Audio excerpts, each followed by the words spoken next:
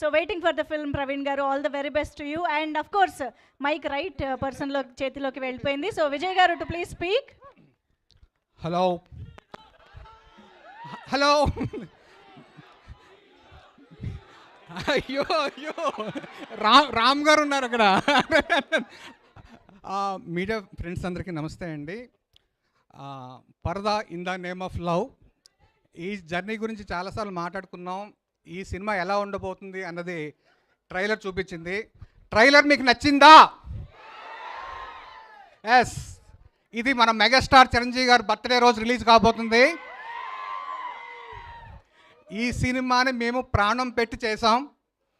And ముఖ్యంగా ఈ cinema గురించి నేను చెప్పుకోవాల్సింది, అనుపమ పరమేశ్వరన్, మనకు ఆకలిగా ఉంటే ఒక బావర్చి బిర్యానీ వస్తే ఎలా తింటామో, ఈ సినిమా సబ్జెక్ట్ వచ్చినప్పుడు అనుపమ అలా ఫీల్ అయి చేసింది. అనుపమ 2.0 చూడబోతున్నాం ఈ సినిమాతో. అండ్ రామ్ గారి గురించి చెప్పాలి.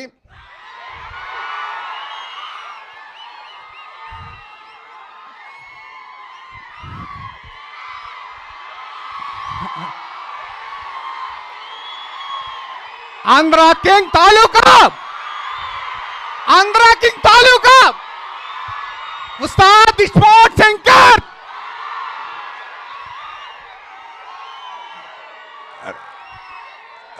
రామ్ గారు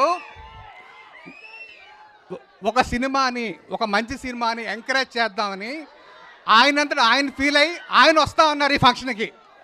దట్ ఈజ్ రామ్ గారు. నేను ఆయన పిలవడానికి ఆయన ఇంటికి వెళ్తే, ఎందుకు విజయ్ ఫార్మాలిటీస్, నేను వస్తున్నాను 9th ఈవినింగ్, నువ్వు పెట్టుకో అన్నారు. దట్ ఈజ్ రామ్ గారు. థ్యాంక్స్ రామ్ గారు.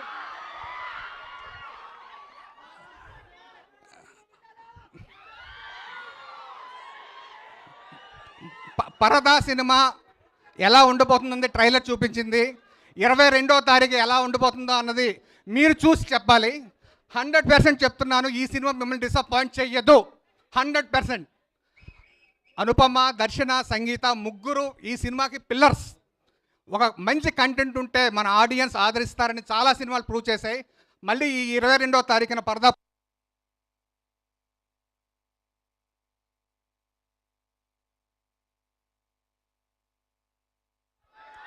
అండ్ వన్స్ అగైన్ మన రాబో ఫ్యాన్స్కి, మన అనుపమ ఫ్యాన్స్కి అందరికీ బిగ్ బిగ్ థ్యాంక్స్. పరదా August 22. Thank you sir. ఎంత ఎనర్జెటిక్ స్టార్ స్టేజ్ పైన ఉంటే మాత్రం అంత ఎనర్జీనా? రామ్ గారు మీరు రీసెంట్గానే లిరిక్ రైటర్గా కూడా మారారు, కానీ ఇక్కడ విజయ్ గారు, శ్రీధర్ గారిలో కూడా రైటర్లు ఉన్నారని అర్థమైంది మాకు. సో ఎనీవేస్ హార్టీ కంగ్రాచులేషన్స్ అండి. చాలా